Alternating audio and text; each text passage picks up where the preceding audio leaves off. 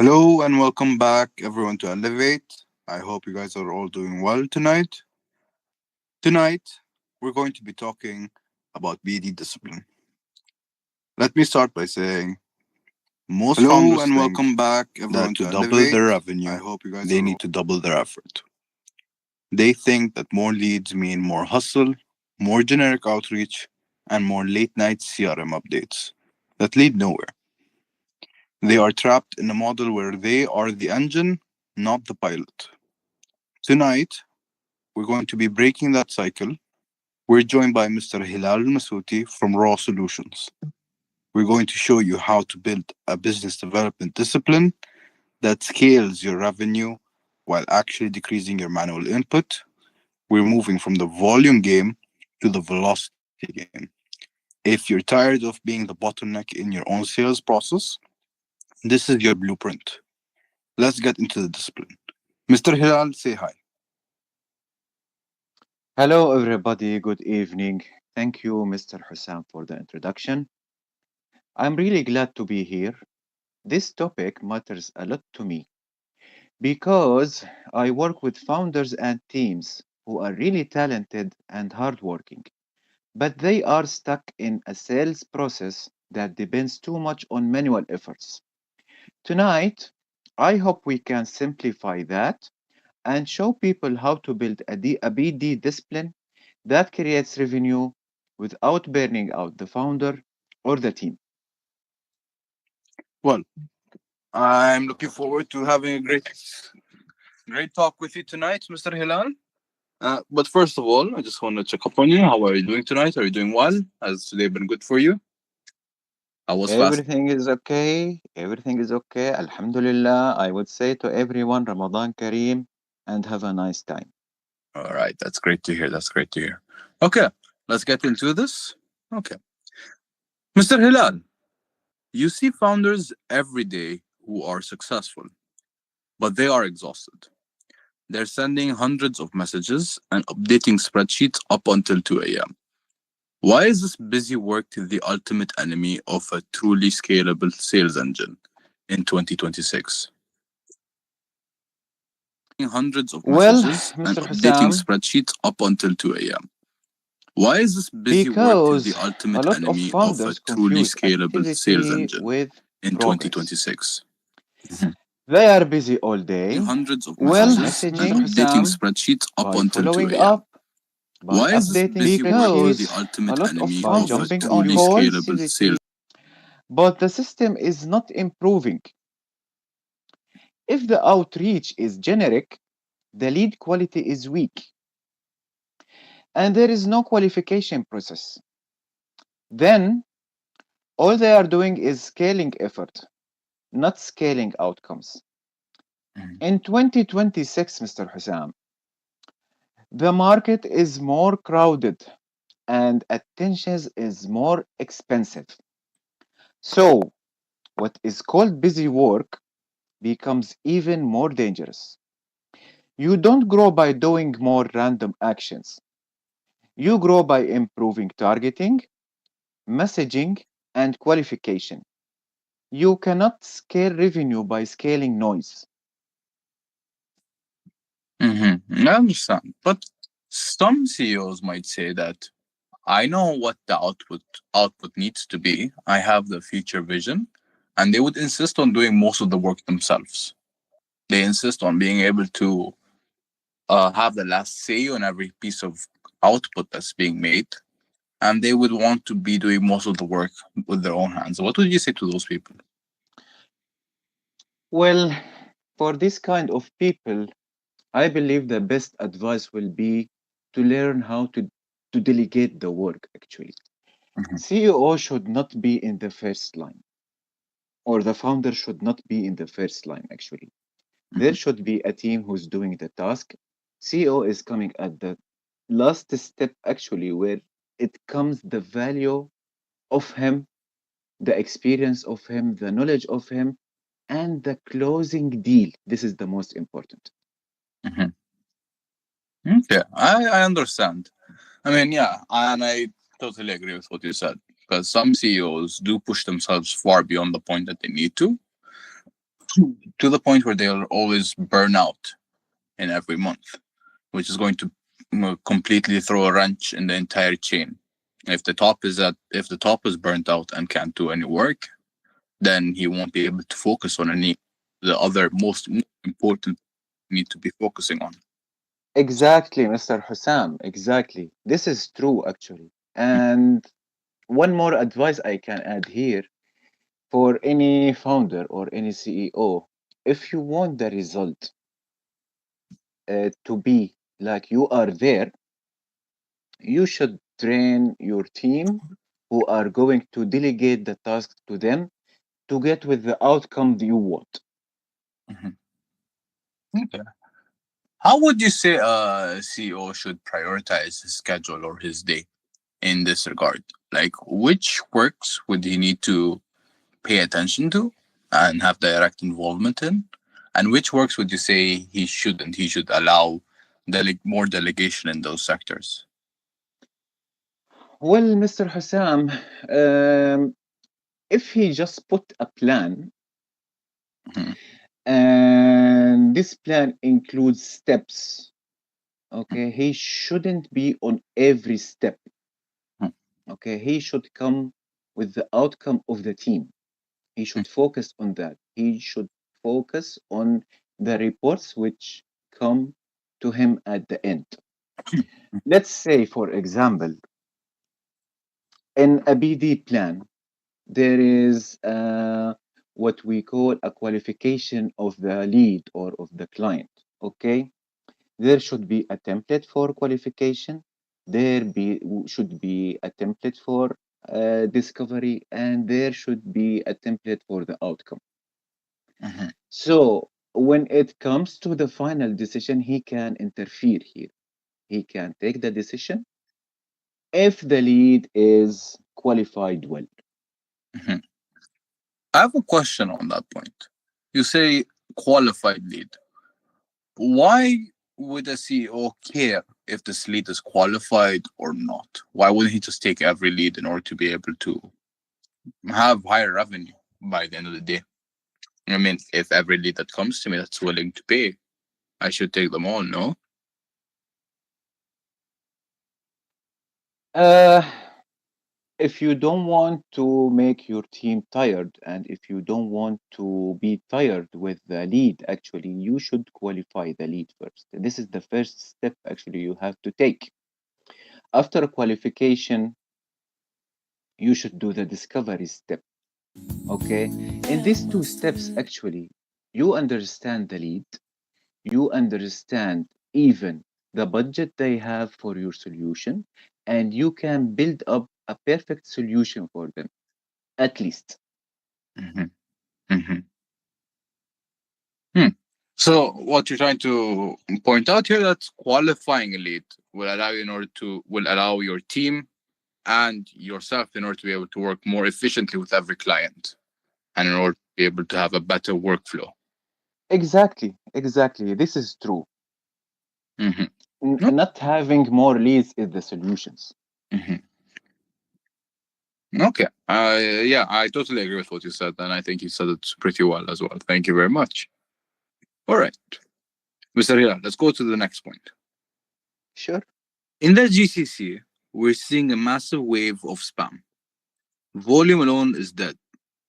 How do we reach C suite without writing a 5 paragraph essay for every lead? Well, Mr. Hussam, it's not about writing long custom messages. Executives usually are busy. They don't need essays. What will work better is smart personalization. Let's use a simple structure here. First, one specific detail that shows I understand their business. Second, one quick proof point that shows credibility. Third, one clear and simple ask, usually a short call or a quick review. In this approach, it will cut through the noise especially in the GCC, where people are getting flooded with generic messages. Let me here give a simple example. Instead of saying, "Hi, we offer marketing services," I would say, "I noticed your website looks strong visually, Mhm. but your lead journey may have friction in the inquiry step. We've worked on similar cases and improved lead flow. Would you be open to a 12-minute call to review two quick opportunities?" Well, in this script, this is respectful, specific, and easy to respond to. Mhm. Mhm. Yeah, and you've outlined the issue that you specifically saw, and you're able to get to show as well.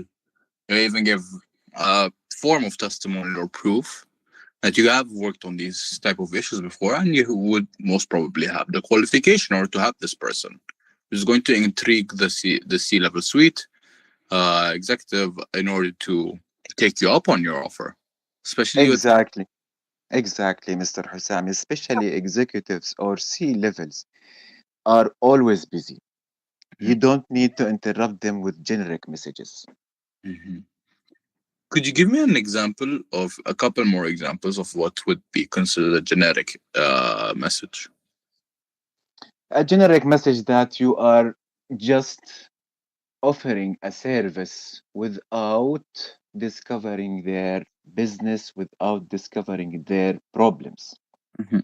You just offer a service. يعني, for example, every day I get a lot of generic messages that we do a service of whatever, blah, blah. Okay, if you are interested, please call us back. Mhm. This is a very generic message. Mhm. Okay, and it did not lead any attention to it. Okay, so what I usually do is to ignore this message, moving to trash, and then delete it forever. Mhm. The message should be like targeted, that it should be specific, it should determine a real problem, and you have the solution. Mhm. Hmm. Yeah, having the entire message break down every point that the executive would want to see, because they're not going to jump into every and any endeavor that they see in front of them. Exactly, Mr. Hussam, well said. Hmm. Okay, let's move on to another point. How do we align this with Abdurrahman's search intent from last week? How does BD pick up where SEO leaves off? I'm sorry. uh, well, talking about SEO here, to be honest, SEO and BD should not operate as a separate words. Mm-hmm. Well, SEO brings in intent. It attracts people who are already searching for a solution. BD's job is to convert that intent into a decision, which Mm-hmm. means we should treat inbound SEO leads differently from cold outbound leads. With inbound leads, relevance is already there, so the priority becomes fast response, good qualification, and clear next steps. Mm-hmm. With cold outreach, we first need to create relevance and trust. And believe me, different intent, different BD approaches. Let me also break that down further into inbound versus outbound. The first difference is tone. With cold outreach, I'm trying to earn attention and establish relevance. With Mm-hmm. inbound, and in our case here is the SEO leads, I don't need to force relevance. It's already there because they searched. So I move faster into diagnosis, qualification, and the best next step. The second difference is speed.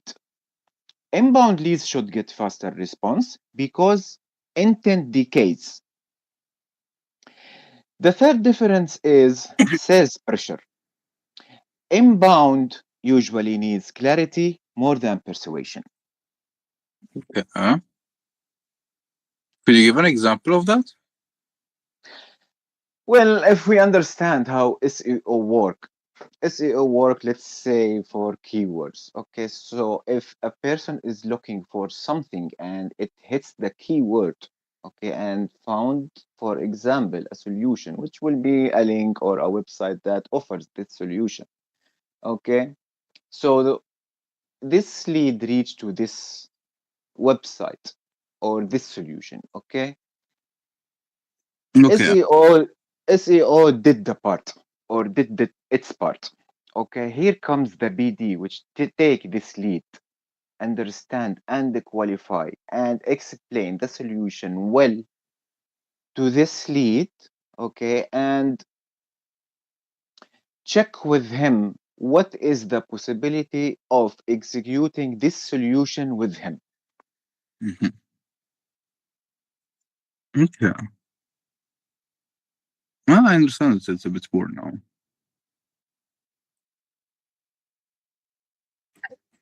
Sorry. Well, um, Mr. Hilal,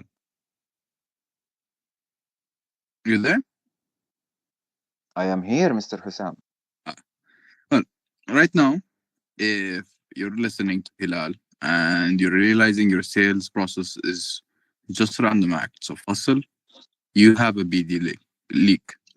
This week, we've opened 5 slots for a sales engine diagnostic. We will audit your current outreach and qualification flow to see why you're busy but not scaling. Link should be in the chat. The moderator should be dropping it in a bit. Okay. Mr. Hila, Sure. let me draw up some other scenarios for you here. Okay. A specialized B2B agent doing $40,000 a month. The leak, the founder spends 4 hours a day on LinkedIn manually messaging people. They have a 2% reply rate. Uh huh. How would you go about fixing that? Mm, well, Mr. Hussam, my first red line here is that this is not only a low reply rate problem, Mm-hmm. it's a role allocation problem. Mm-hmm. Actually, the founder is acting like a manual outreach operator instead of protecting CEO time for strategy, for partnership, and for high value sales conversations. So, yeah, we may improve messaging, but the bigger issue is workflow design. Mm-hmm. We need segmentation, Mm-hmm. as steps, a smart personalization structure, qualification before calls, and automation for repetitive steps. The goal is not just a better reply rate, it's better qualified replies with less founder effort. In this case, the founder is acting like a $20 per hour virtual assistant, not a CEO. The leak is automation alignment. You need to move from manual hustle to systemized intent. Um, may I suggest an automation here? Mm-hmm. Automation, like how? So, to automate, and this is my suggestion actually, first, I would segment the target list Mm-hmm. because if the list is mixed, the message gets weaker. Mm-hmm. Second point, I would build a smart personalization framework so we are not writing from scratch every time. But We are also not sounding generic. Mhm. Third, I would tighten the ask. I would make them short, specific, and low friction. Fourth, I would add a simple follow up sequence with logic instead of random chasing. Mhm. And finally, I would change the KPI from just reply rate to qualified replies and booked calls with fit. Mhm. A high reply rate from wrong people is still a bad system, Mr. Hassan. Mhm. Automation should support intent, qualification, and consistency. And again, the tracking should be for qualified replies, book calls with fit, and conversions by lead source. Uh, reply rate is useful, but it can be misleading. Mhm. How so? Exactly.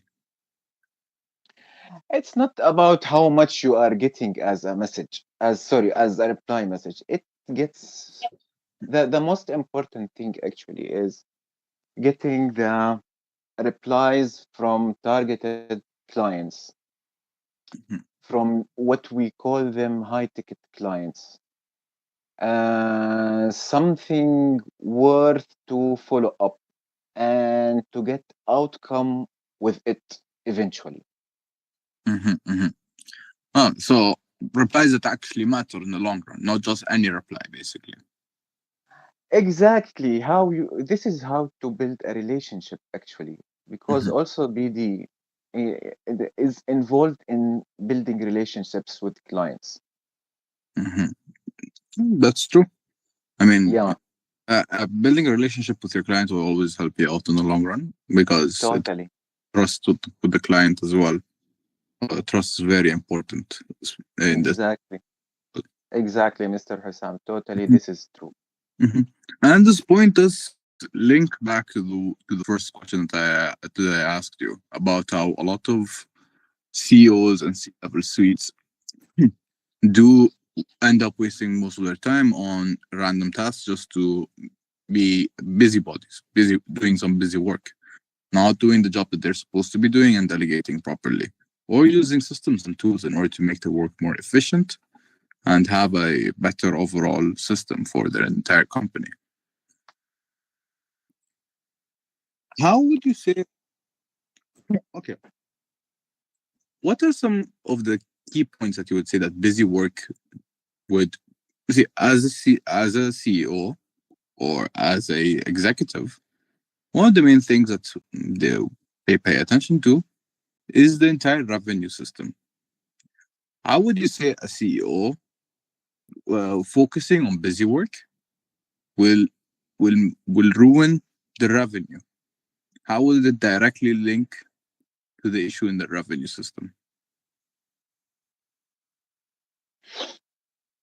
Well, CEO, actually, as I said, he shouldn't be in the first line, actually. He should receive the reports, he should delegate that task correctly to the team. Hmm. Okay. Yes. Again, building a plan or building a system which contains a strong plan and which determine the tasks to every team will help a lot. Hmm. Hmm. And all the work, all the operation work will be there. Hmm. The CEO should be responsible for the reports and he should not interfere in every step. Hmm. He should train his team in a very high standard Hmm. and taking the correct reports from them, Hmm. delegate the right steps to the right team. And yeah, this will actually retain the clients, Hmm. which will eventually retain the leads and save the revenue. Hmm. In what situations would you say it would be fine for the CEO in order to step in himself directly? So let's say there is a scenario. I'm gonna make a scenario for you here. The CEO has given a task to has delegated a task. It's an important task, but still delegated to one of his team members. Something went wrong. Do you think that it's a CEO's job in order to step in here and fix the issue, or would it be someone else's job to be better? Well, And I have my own point of view actually here. mhm, CEO is still a leader. mhm, It's not the CEO who's a manager who's just giving the orders and giving just the delegation. Okay, okay, CEO is actually a leader also, and this is my point of view actually. When a mistake happens, or when he found a weakness point in his team, he should interfere here. Actually, he must interfere here. okay, Why? Because he is the most expert person in this entity or in this organization to teach the team how to solve this problem. But in my opinion, also, if he just reply or repeat this solution again and again, that means there is a real weakness point in the team. And mhm, I think he should think much better to find a solution for the team where he can just cover this weakness.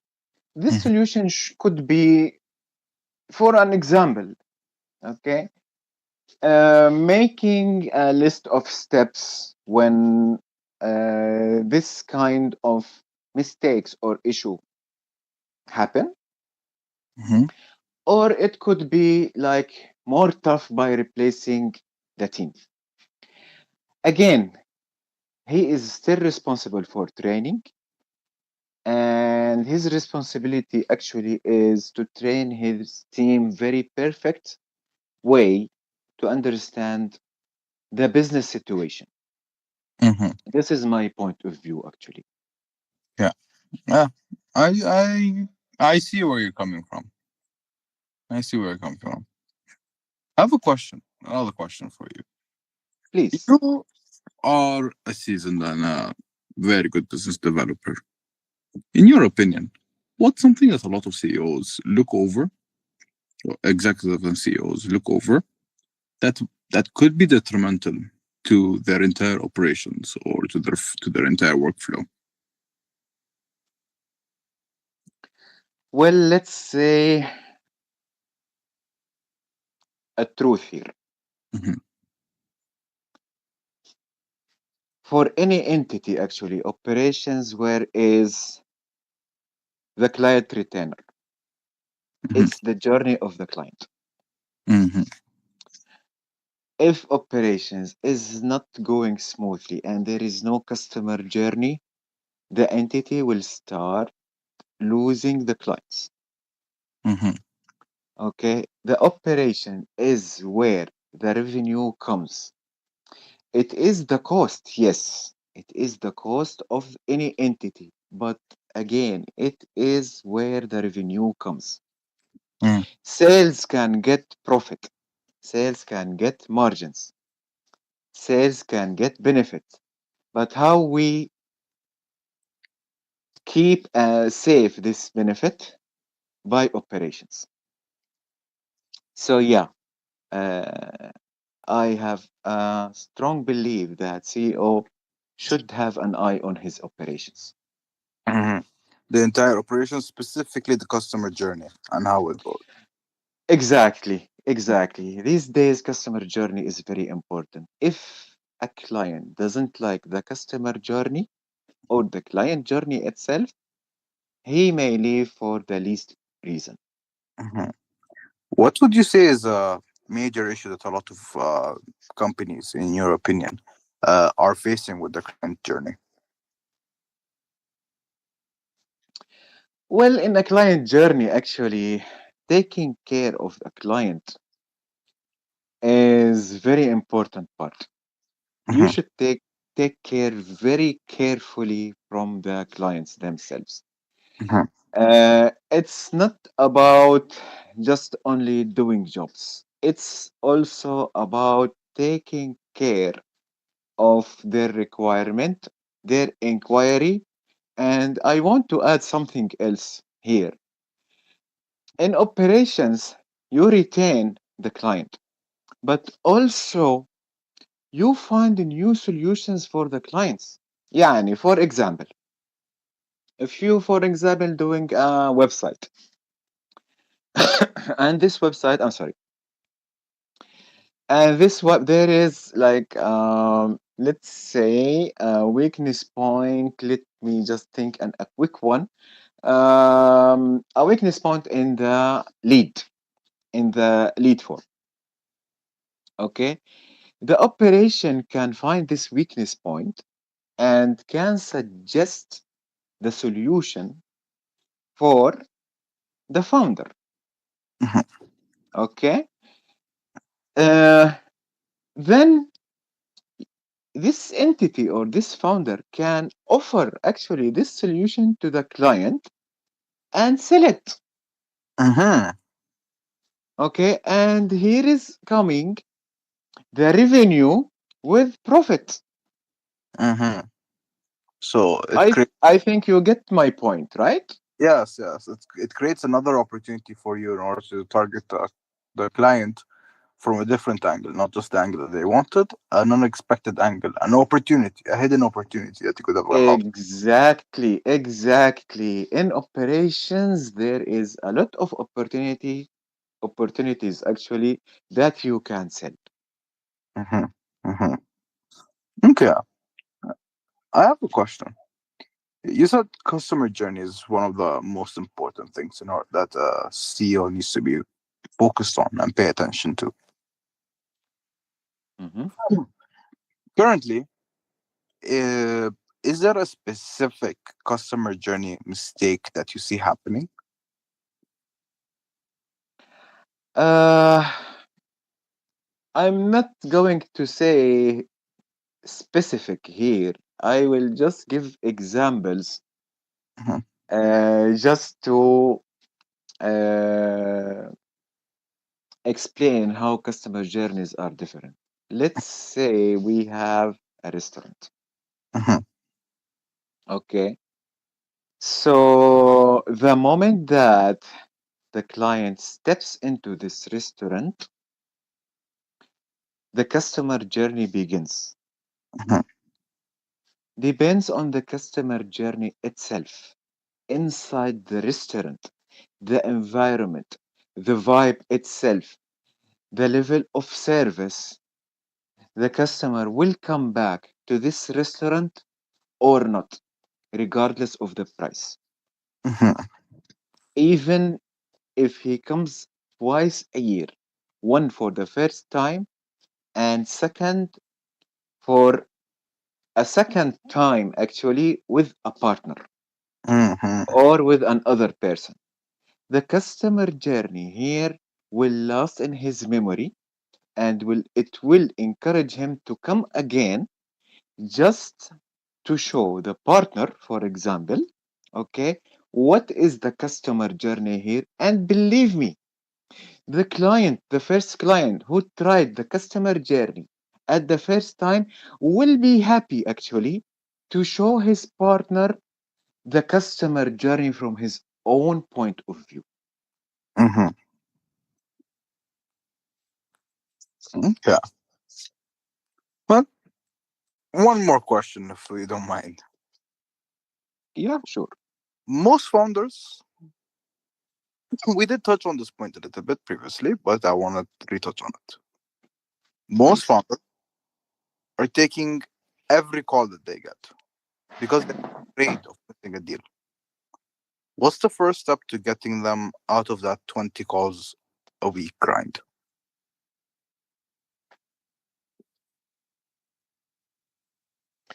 Would you please, Mr. Hussam, repeat? I Yeah. had a cut off here. Oh, okay. No worries. So, most founders try to take every call that they get. Mhm. They they want to make sure every lead that comes to them, they immediately answer them and they keep on talking and they spend time with every single lead. What's the first step into getting the founder out of the 20 call a week grind? Uh, well, at the beginning, most founders are taking every call because they are afraid of missing an opportunity. Hmm. But that creates a time leak, actually. This is a point, actually, I said before. The founder should not be the first filters, whether the founder or the CEO, it's himself. Um, Making a system, actually, or creating a system with qualification form and discovery form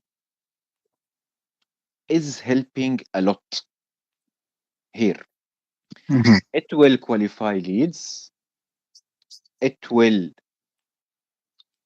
direct the team actually to the job with benefit, okay, and it will not lead to wasting time. Hmm. Okay. What is a qualified lead? Well, let's say in simple words, the qualification form is actually include just enough to check the intent and the fit of any lead. Hmm. For any lead, you want to understand or you want to know what they need actually. What is the goal? What is the bottleneck or what is the blocker? Hmm. Whether they can execute. And you can test also their budget readiness. Hmm. For qualification lead, you can see if this lead is qualified for you or not. Hmm. And without letting the lead know that you are testing him, Hmm. you will be nice, you will be respectful to him, you will understand his needs exactly. You will take the information, let's say a general information, and how much he is insisting to solve his problem. Qualification leads means that the client or the lead actually is admitting that he has a problem, but you need to qualify the lead itself. Is he really going to solve or he's just discovering? Hmm. Hmm. Is he just a window shopper or is he here to buy? Exactly. Hmm. Hmm. Okay, let's draw up a scenario here. You are speaking to a business owner. This business owner has a marketing agency. How Mhm. would you go about telling him how to qualify his leads? Well, um, we can make a list of questions. Okay. These questions, there should be like a standard reply or replies that satisfies the owner. Hmm. Okay. And show him that is a qualified lead. Again, I will repeat. This question could be about the need, the goal, the Hmm. bottleneck, if the lead can execute with the solution, Hmm. okay, and their budget readiness. Well, and he should take some red flags actually. Hmm. Some of the red flags will be that if the lead is just comparing prices, for example, okay, so this is a red flag. Hmm. Some of the red flags, if the client does not respect the time of the meeting, this is another red flag. If for example, the client is asking for just a plan or Mm-hmm. just a solution without any intention to execute, Mm-hmm. this also will be a red line. At the end, Mr. Hussam, this marketing agency actually is not a charity. It's an entity which provides solutions and it has to get benefit. This is business. Mm-hmm. True. That's very true. Okay. Exactly. Well, we have a few questions from the audience here that came in to us from yesterday. Let me pull them up here for you. Okay. On an actual case basis, what separates a businessman from an entrepreneur?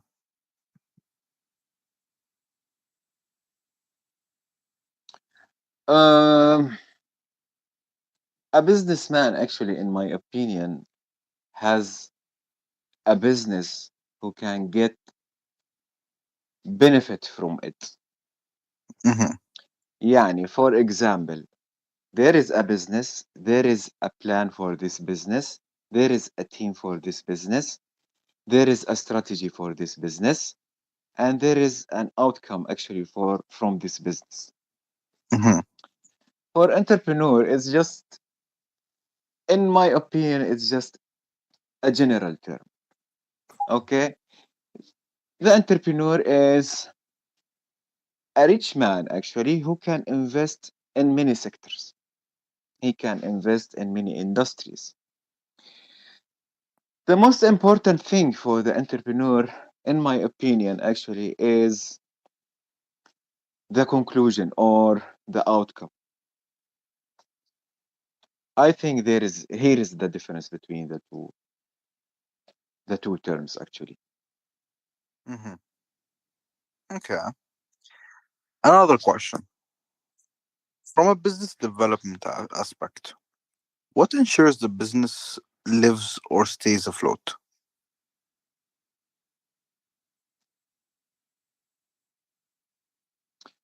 Would you please repeat again, Mr. Hussam?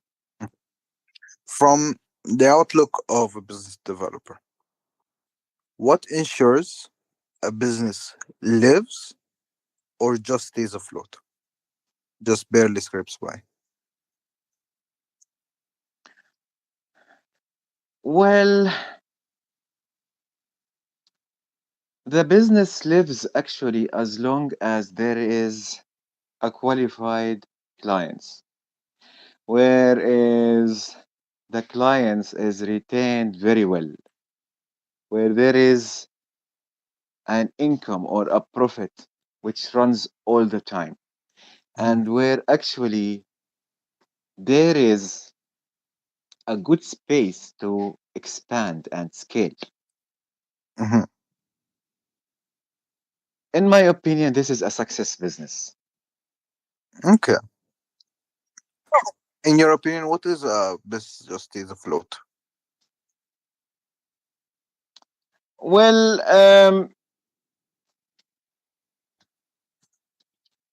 I believe doing a lot of work with low income or low benefit is not leading to anywhere. There will be no expansion, there will be no scaling, there will be a lot of pressure actually. Low quality leads, to be honest, will destroy the time and will destroy the effort. Again, in my opinion, this business will not live for a long time.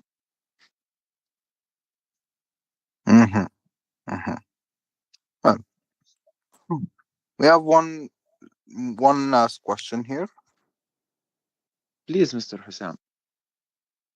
In your opinion, how does Abdurrahman Shadid fill out the shoes of a businessman? How does? How does Abdurrahman in your personal opinion, from knowing Abdurrahman, how Mhm. do you fit out the shoes of a businessman? How? Well, first of all, my greetings to Mr. Abdurrahman Shadid. Uh, I have a strong and extraordinary, actually, relationship with Mr. Abdurrahman. I see Mr. Abdurrahman is, mashallah, a person with a high value, actually, a person who is dedicated for his work, a person who can handle and manage many businesses together, a person who is looking also for expanding and scaling, an instructor in his field, a great mentor. And as a businessman, yeah, he can control businesses and he can set up entity very well. Abdurrahman can control and observe every detail in his business with less effort, actually.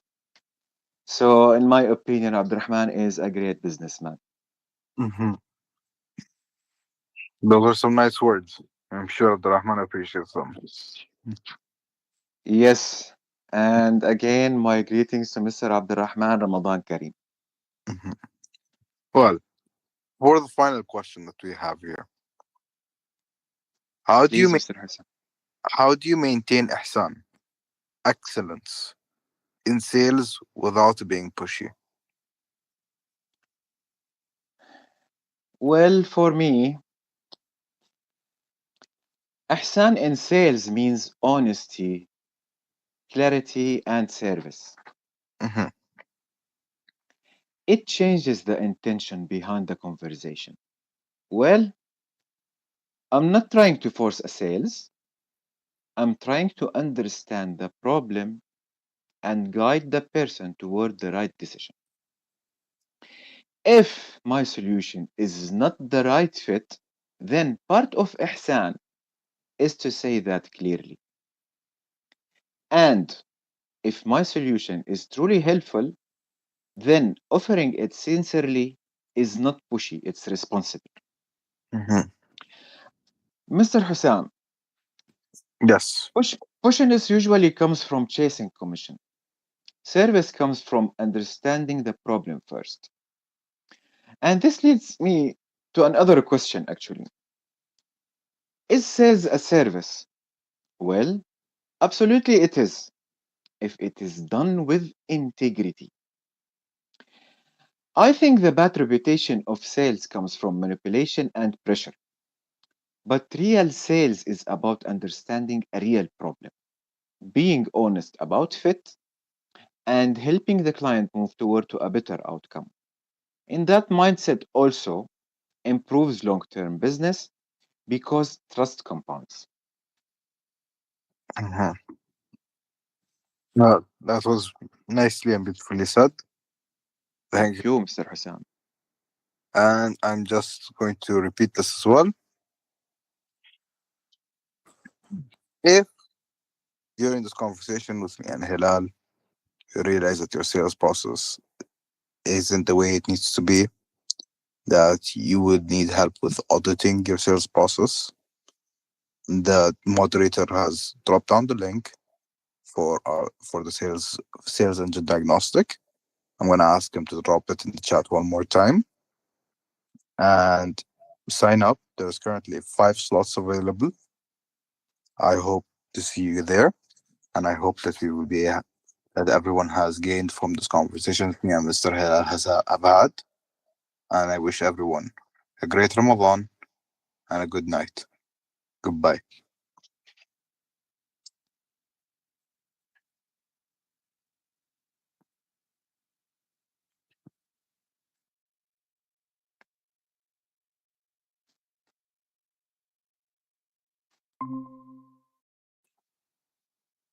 You.